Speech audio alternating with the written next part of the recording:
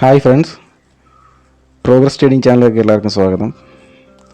ഇന്ന് നമ്മളൊരു വീഡിയോ കുറേ ദിവസം ഒരു വീഡിയോ ഇറക്കിയിട്ട് പുതിയൊരു വീഡിയോ ഇറക്കുന്നുണ്ട്. ഓക്കെ, പലരും ചോദിച്ചു എങ്ങനെ നമുക്ക് ഇതിൽ നിന്ന് ഏൺ ചെയ്യാം, ക്യോടെക്സിൽ നിന്ന് നമുക്ക് വളരെ ഈസി ആയിട്ട് എങ്ങനെ ഏൺ ചെയ്യാം എന്ന് പലരും ചോദിച്ചിട്ടുണ്ട്. പക്ഷേ അങ്ങനെ പെട്ടെന്ന് ഈസി ആയിട്ട് ഏൺ ചെയ്യുന്ന ഒരു പ്ലാറ്റ്ഫോം അല്ല ബൈനറി എന്ന് പറഞ്ഞാൽ. അതായത് ബൈനറി എന്ന് പറഞ്ഞാൽ എല്ലാ ബൈനറിയിലും പെട്ടെന്ന് ഏൺ ചെയ്യാൻ പറ്റത്തില്ല. അതായത് നമ്മൾ ഏൺ ചെയ്യണമെന്നുണ്ടെങ്കിൽ നമുക്കതിൻ്റെ നോളജ് വേണം. നമുക്ക് നോളജ് ഉണ്ടെങ്കിൽ മാത്രമേ നമുക്ക് ഏൺ ചെയ്യാൻ പറ്റൂ.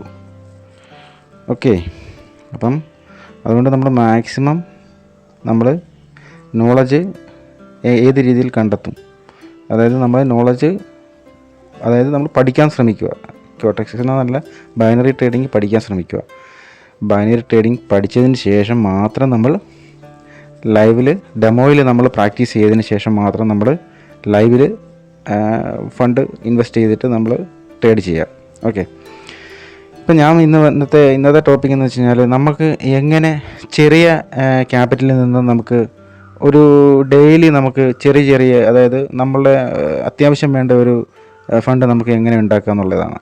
അതായത് ചെറിയൊരു എമൗണ്ട്, അതായത് ഇപ്പോൾ നമ്മുടെ കയ്യിലൊരു $50 ഉണ്ട്, നമ്മുടെ ക്യാപിറ്റൽ ഉണ്ടെന്നുണ്ടെങ്കിൽ 50-ൽ നിന്ന് നമ്മൾക്ക് എങ്ങനെ നമുക്കൊരു 60 അല്ലെങ്കിൽ 75 അല്ലെങ്കിൽ 100 ആക്കിയെടുക്കുക എന്നുള്ള ആ ഒരു രീതിയാണിത്. അതിന് നമ്മൾ ചെയ്യേണ്ടതെന്ന് വെച്ച് കഴിഞ്ഞാൽ, ചെയ്യേണ്ട മെയിൻ കാര്യം എന്ന് വെച്ച് കഴിഞ്ഞാൽ നമ്മൾ അത് തന്നെ ഞാൻ ഇപ്പോഴും പറയാനുള്ള കാര്യം തന്നെയാണ് പറയുന്നത്. നമ്മൾ നല്ല രീതിയിൽ പ്രാക്ടീസ് ചെയ്യുക. പ്രാക്ടീസ് ചെയ്യുമ്പോൾ നമുക്ക് നല്ല രീതിയിൽ അക്യുറസി കിട്ടുമ്പോൾ നമുക്ക് ട്രേഡ് ചെയ്യാം. ഓക്കെ, ഇപ്പോൾ നമ്മൾ ഈ അടുത്തേക്കുന്ന മാർക്കറ്റ് കണ്ടോ ഞാൻ ട്രേഡ് ചെയ്യുന്നത്. അതായത് നമ്മൾ ചെറിയ ക്യാപിറ്റലാണ്. ആ ചെറിയ ക്യാപിറ്റലിനെ നമ്മൾ ദിനവും ചെറിയ എമൗണ്ടുകളായിട്ട് നമ്മൾ ട്രേഡ് ചെയ്തുണ്ടാക്കി ഓവർ ട്രേഡ് ചെയ്യാതെ നമ്മൾ ഡെയിലി നമ്മൾ ഒരു 2 മണിക്കൂർ 3 മണിക്കൂർ നമ്മൾ നല്ല രീതിയിൽ മാർക്കറ്റ് നല്ല രീതിയിൽ അനലൈസ് ചെയ്ത് നമ്മൾ ചെയ്യാമെന്നുണ്ടെങ്കിൽ നമുക്ക് ഡെയിലി ഒരു $10 ഉണ്ടാക്കാം. അതുപോലെ എൻ്റെ ഗ്രൂപ്പിൽ കയറിക്കോ, നിങ്ങൾക്ക് സിഗ്നലും കിട്ടുന്നതായിരിക്കും. നിങ്ങളൊരു $50 നിങ്ങൾ നിക്ഷേപിച്ചിട്ട് എൻ്റെ ഗ്രൂപ്പിൽ കയറൂ, നമ്മളെ ട്രേഡ് വിന്നാകുന്നുണ്ട് കേട്ടോ. നമ്മൾ ഒരു $50 നിങ്ങൾ നിക്ഷേപിച്ചിട്ട് നിങ്ങൾ നമ്മുടെ സിഗ്നൽ ഫോളോ അപ്പ് ചെയ്തോളൂ. നമ്മൾ ഡെയിലി ഒരു 10 സിഗ്നൽ കൊടുക്കുന്നതായിരിക്കും. അതായത് എൻ്റെ ചാനൽ വഴി ഞാനൊരു 10 സിഗ്നൽ കൊടുക്കുന്നതായിരിക്കും. നിങ്ങൾക്ക് അത് വെച്ച് ഡെയിലി നിങ്ങൾക്കൊരു $10 എങ്ങനെയായാലും ഏൺ ചെയ്തെടുക്കാൻ പറ്റും.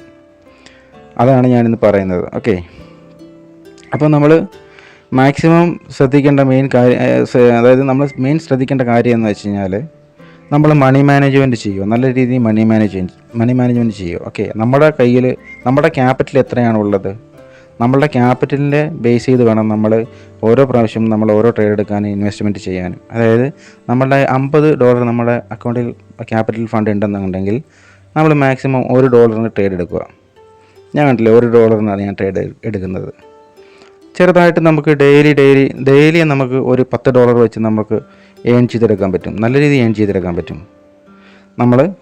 നമുക്ക് നല്ല രീതിയിൽ ഏൺ ചെയ്യാൻ പറ്റും. $10 എന്നുള്ളത് നമുക്ക് $10 മേലെ നമുക്ക് $50 വേണമെങ്കിൽ നമുക്ക് ഒരു ദിവസം പ്രോഫിറ്റായിട്ട് എടുക്കാൻ പറ്റും. പക്ഷേ നമ്മൾ ചെയ്യേണ്ട കാര്യമെന്ന് വെച്ചാൽ നമുക്ക് നോളജ് വേണം. നമുക്ക് നോളജ് വേണമെന്നുണ്ടെങ്കിൽ നമുക്ക് പ്രാക്ടീസ് ചെയ്യണം. ഡെമോയ്ക്കകത്ത് പ്രാക്ടീസ് ചെയ്തിട്ട് എവിടെയാണ് സപ്പോർട്ട്, എവിടെയാണ് റെസിസ്റ്റൻസ്, എവിടെയാണ് എറർ ക്യാൻഡിൽ, എങ്ങനെയാണ് സംഭവിക്കുന്നത്, മാർക്കറ്റിനെ ബേസ് ചെയ്തിരിക്കും. പല മാർക്കറ്റിൻ്റെ ക്വാളിറ്റി ഉണ്ട്. ഓരോ മാർക്കറ്റിനും പല സ്വഭാവമുണ്ട്. അതായത് ആ സ്വഭാവത്തിനനുസരിച്ച് ആ ക്യാൻഡിലിന് സ്വഭാവമുണ്ട്, ആ ചാർട്ടിന് സ്വഭാവമുണ്ട്, അങ്ങനെ ഓരോ ഇതിന് സ്വഭാവമുണ്ട്. ആ സ്വഭാവങ്ങൾ നമ്മൾ കണ്ടെത്തി നല്ല രീതിയിൽ അനാലിസിസ് ചെയ്തതിന് ശേഷം മാത്രം നമ്മൾ ട്രേഡ് കൊടുക്കുക.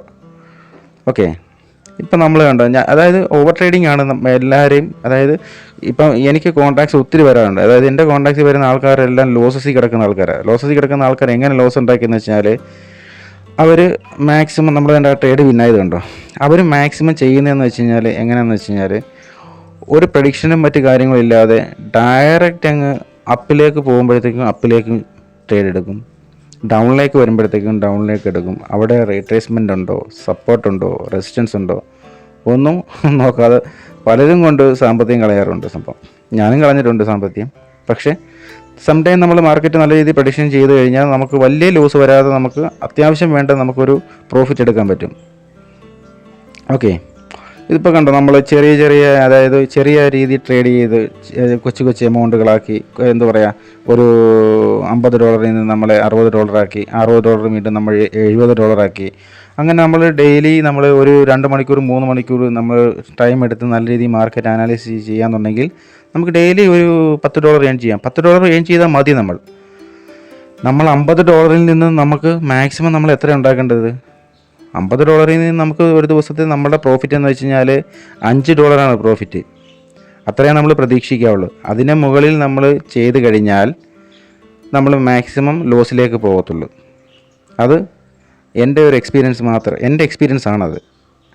ഒരിക്കലും നമ്മൾ ഓവർ ട്രേഡ് ചെയ്യാൻ പാടില്ല. ഓവർ ട്രേഡ് ചെയ്ത് കഴിഞ്ഞാൽ നമ്മൾക്ക് വീണ്ടും നമ്മൾ ലോസിലേക്ക് പോവുകയേ ചെയ്യൂ. നമ്മൾ നല്ല രീതിയിൽ പ്രെഡിക്റ്റ് ചെയ്യുക, നല്ല രീതിയിൽ അനാലിസിസ് ചെയ്തതിന് ശേഷം മാത്രം നമ്മൾ ട്രേഡ് മുമ്പോട്ട് കൊണ്ടുപോവുക.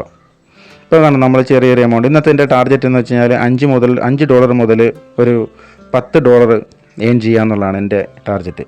ഞാൻ ആ ടാർഗറ്റ് ഞാനത് പൂർത്തീകരിക്കും. അതായത് ഇപ്പോൾ എൻ്റെ ക്യാപിറ്റലിൻ്റെ ബേസിനകത്ത് ഇപ്പോൾ എത്ര ഉണ്ട്, ആ കിടക്കുന്ന ക്യാപിറ്റലിനെ അത് മതി എനിക്ക്. ഇതാണ്ട് ഇപ്പോൾ എൻ്റെ ഗ്യാപ്പ് അപ്പ് ഓപ്പണായി, നമ്മൾ ആ ട്രേഡ് നമ്മൾ ലോസ് ആയി. കണ്ടോ, നമ്മൾ വിന്നായ ട്രേഡായിരുന്നു, പക്ഷേ അവിടെ ഗ്യാപ്പ് അപ്പ് ഓപ്പണായി. ഈ OTC മാർക്കറ്റ് എന്ന് പറഞ്ഞാൽ, OTC മാർക്കറ്റിൽ എപ്പോഴും ഗ്യാപ്പ് അപ്പ് ഗ്യാപ്പ് ഡൗൺ എന്ന് പറഞ്ഞ സംഭവങ്ങൾ എപ്പോഴും ഉണ്ടാവും.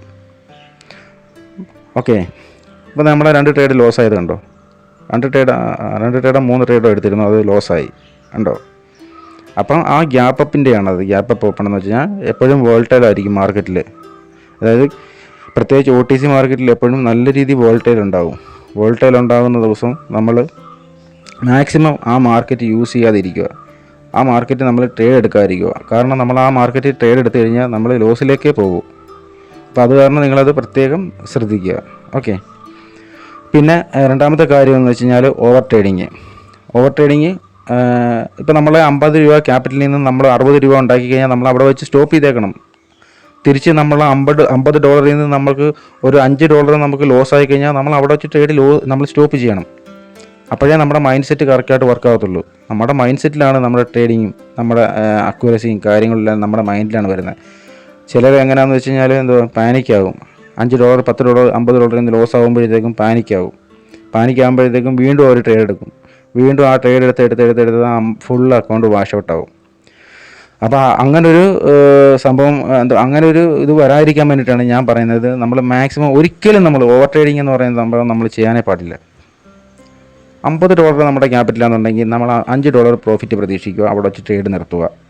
വേണമെന്നുണ്ടെങ്കിൽ നമ്മൾ വീണ്ടും ഒരു 2-3 മണിക്കൂർ കഴിഞ്ഞിട്ട് 2-3-5 മണിക്കൂർ കഴിഞ്ഞിട്ട് നമ്മൾ വന്നിരുന്നിട്ട് വീണ്ടും നമ്മൾ 1-2 ട്രേഡ് നോക്കുക. അതിൽ നിന്ന് പ്രോഫിറ്റ് കിട്ടുമ്പോൾ അതവിടെ വെച്ച് സ്റ്റോപ്പ് ചെയ്യുക.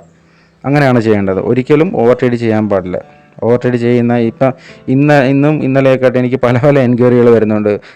എൻ്റെ ഫണ്ട് ലോസായി, അങ്ങനെയാണ് ഇങ്ങനെയാണെന്നൊക്കെ പറഞ്ഞ് ഒത്തിരി. അപ്പോൾ അവരെല്ലാം ചെയ്യുന്നത് വെച്ച് കഴിഞ്ഞാൽ അവർ ഈ ഒരു ബാനറിക്കകത്ത് കയറിയിട്ട് ഇതിനകത്ത് ഇൻവെസ്റ്റ്മെൻറ്റ് ചെയ്തതിന് ശേഷം അവരെന്താ ചെയ്യുക, അവർ ട്രേഡ് എടുക്കും. അപ്പിലേക്ക് നോക്കുമ്പോഴത്തേക്കും ഡൗണിലോട്ട് വരും ക്യാൻഡിൽ, ഡൗണിലേക്ക് അടിക്കുമ്പോഴത്തേക്കും വീണ്ടും അപ്പിലേക്ക് പോകും. അതല്ല, നമ്മൾ മാർക്കറ്റ് എന്താണെന്ന് വെച്ചാൽ മാർക്കറ്റ് നല്ല രീതിയിൽ നമ്മൾ പഠിക്കണം. മാർക്കറ്റിനെ പഠിച്ചിട്ട് വേണം നമ്മൾ ചെയ്യാനായിട്ട്. മാർക്കറ്റിനെ പറ്റി പഠിച്ചിട്ട് വേണം നമ്മൾ ചെയ്യാനായിട്ട്. ഇപ്പോൾ കണ്ടോ, ഈ ക്യാൻഡിലുണ്ടോ, ഇത് മുകളിലേക്ക് പോകണ്ട, ഇത് 100% മുകളിൽ പോകും. കാരണം എൻ്റെ മുമ്പേ എനിക്ക് 2 ട്രേഡോ 3 ട്രേഡോ എൻ്റെ ലോസായി. ആ 3 ട്രേഡ് ഇട്ടിട്ട് ഞാൻ 4 ട്രേഡായിരുന്നു ഞാൻ ഇടേണ്ടത്, പക്ഷേ അത് 3 ട്രേഡ് ഞാൻ ഇട്ടുള്ളൂ. അങ്ങനെ നമ്മൾ ചെറുതായിട്ട് ഗ്രോ ചെയ്ത് നമുക്കൊരു മാസമാകുമ്പോഴത്തേക്കും നല്ലൊരു എമൗണ്ട് നമ്മുടെ അക്കൗണ്ടിൽ ഉണ്ടാവും. ഓക്കെ, അതായത് പിന്നെ വേറൊരു കാര്യം, നമ്മൾ ഇന്നത്തെ ഒരു ആവശ്യത്തിന് വേണ്ടിയിട്ട് അല്ലെങ്കിൽ നാളത്തെ ഒരു ആവശ്യത്തിന് വേണ്ടിയിട്ട് നമ്മൾ ഒരിക്കലും ഫണ്ട് ഇൻവെസ്റ്റ് ചെയ്തിട്ട് നമ്മൾ ട്രേഡ് എടുക്കാൻ പാടില്ല. എടുത്താൽ നമ്മൾ ലോസിലേക്കേ പോകുള്ളൂ.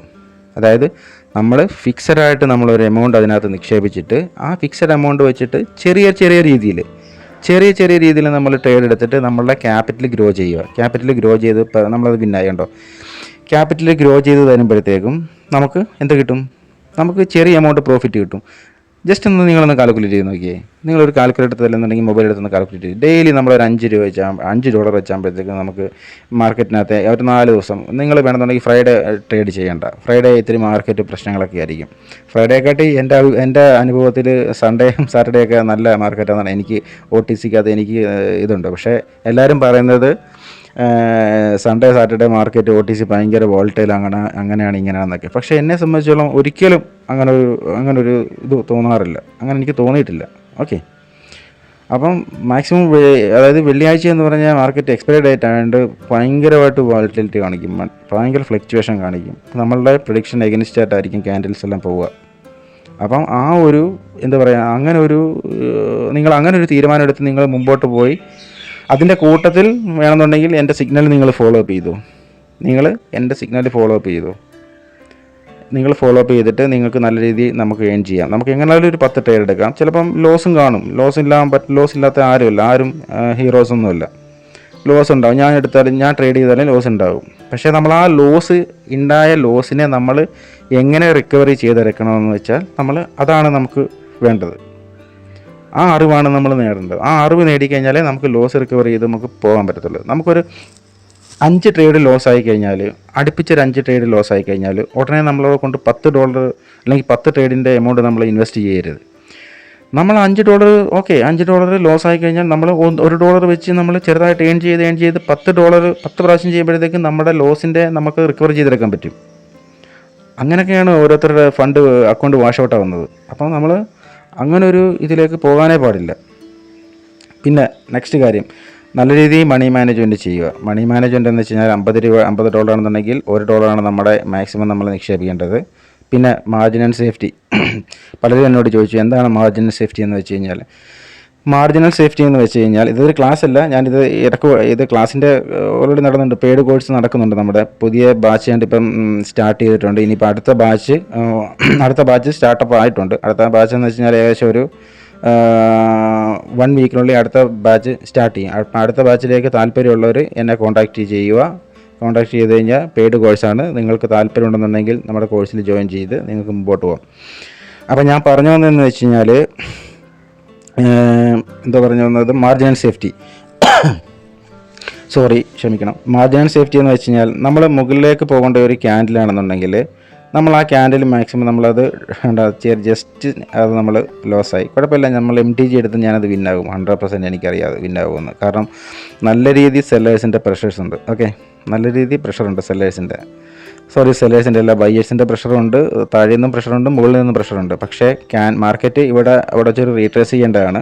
അത് കാരണം ഈ ക്യാൻഡിൽ നമ്മൾ വിന്നാകാൻ ചാൻസസ് 100% ആണ്. ഓക്കെ, വിന്നായില്ലെന്നുണ്ടെങ്കിൽ ഞാൻ അടുത്ത് എടുത്തിരിക്കും, 100% ഷുവറാണ്.